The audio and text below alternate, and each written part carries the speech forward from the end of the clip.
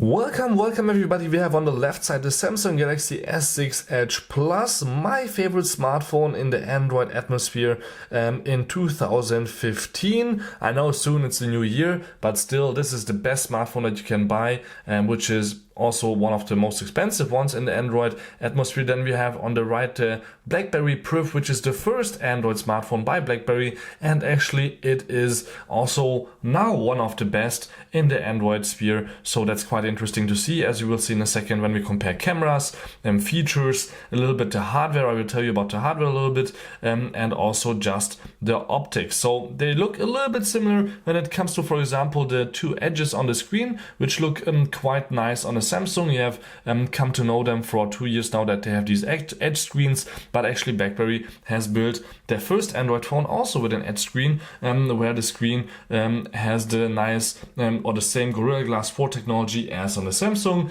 and even the same display technology with AMOLED, and on the left side also AMOLED, but they're calling it Super AMOLED actually here on the Samsung side.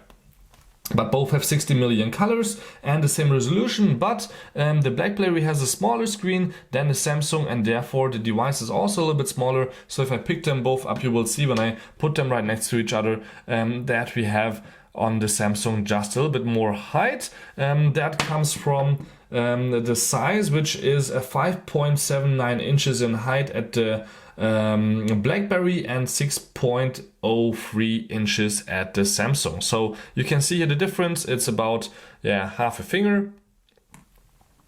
There we go. And in terms of thickness, there's also a little bit of a difference. So it's 0.26 inches on the Samsung in terms of thickness, and 0.37 inches on the BlackBerry. So why is the BlackBerry thicker? Obviously it has a keyboard. You haven't seen it, but I will slide it open in a few minutes. And also the battery is almost 15% larger, so 3000 milliamps versus 3410 milliamps. That's quite a big difference if you ask me. 14% actually almost. And why is that good for BlackBerry? Obviously it doesn't only last 15 or 14% longer, but actually even more longer. I'm not sure if you can say that, but the screen is smaller with 5.4 inches, which is just a little bit nicer to have in your pocket maybe than 5.7 inches, even though the height difference is not that severe. On the back, there's also a little bit of a difference. So we have 16 megapixels versus 18 megapixels. Both shoot 4K. This has a dual flash. This has a single flash. We have here that little reader that helps you keep track of your health or just your heart rate. I never use it, so that's not that important for me. And otherwise, on the Samsung, you just have the on and off switch on the right, on the BlackBerry on the left. Why is that not so important on the BlackBerry? We have double tap, so we can easily just double tap the screen and check the time and unlock it. On the Samsung, you can press it on the front and unlock it with your finger. Now that's something that BlackBerry cannot do in terms of security. You can only unlock it via the standard Android features that you already know, like patterns, pins, and passwords. But what you have in as a security feature with BlackBerry, since they're a well-known security company, is the DTAG and other things that will help you monitor different apps that are installed, so they don't take your information like your phone number, your messages, your age, and what you're doing with the phone, and sending them or using them to gain access maybe to other things, or just earn money because they sell your information to other companies that will track your advertisement then after. So that's quite nice by BlackBerry that they are just still in this security business this way. And there's a few other things that are a little bit nicer on the software side from BlackBerry, even though both are running Android 5.1.1. So as I said before, both have an edge screen, both have a little feature on the edge, which I'm not sure if it has a name. Apps Edge here on Samsung, so you can add just a few apps that you want to use often, which is, if you ask me, not that handy since you have a lot of space on your device. Actually just have apps already there. I don't need more apps here on the side. This is just a little bit annoying. You could use the People Edge, so you can easily reach people you might want to call more often. Now that's handy handy, but actually BlackBerry has it also here in the contacts. But what they have also is you see right away your tasks, you see your emails in the BlackBerry, you have your messages, your BlackBerry messages, and also your calendar, and you can easily also add something right away to do. So you can see it's a little bit more business sided on the BlackBerry, and that's why we actually also have this awesome keyboard. So that's again a plus for BlackBerry, not only to have a keyboard where you can type quite nicely, but you have actually a trackpad with the keyboard, so you can slide your finger over it and not only go left and right, but also up and down on websites, in text, and everywhere else. So that's why it's a little bit thicker here, and that's just really a really nice feature that you don't even have to use the keyboard actually on the device itself. When you just use the touch keyboard is also better than on Samsung, if you ask me, and I'm not sure if you could install it maybe later on also on Samsung. I'm probably guessing not, because that's one of the main reasons you should get a BlackBerry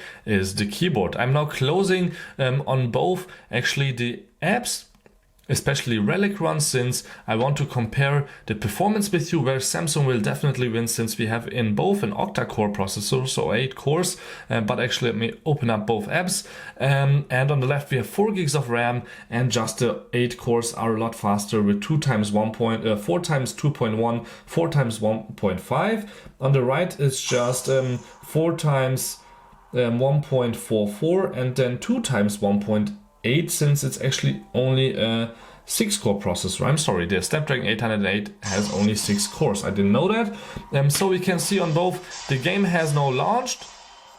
It didn't took that much longer on BlackBerry, but a little bit. So let's just play both, and let's see if both are doing fine when it comes to lagging and image quality. As I said, both have the same resolution, so we have 2560 times 1440. That's almost as much as a 4K TV has, which is really impressive if you ask me. And I'm trying to not die for a little while, but you can see both are running smoothly, nicely, and you don't have to worry about anything. For some reason, the BlackBerry just killed the app. That's something that happened to me sometimes on the Samsung also, so let's just kill it here also. That was probably an accident, so don't mind that. That doesn't happen that often. That's not really a bug.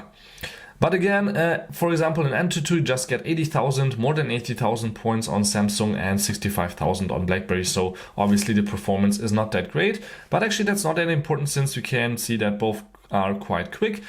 They are also quite quick when it comes to the camera, and not only to shooting a nice picture, but taking really not too long to focus. And you can see already on the left side, the Samsung actually cannot really focus that easily on this little box. The BlackBerry has just a little bit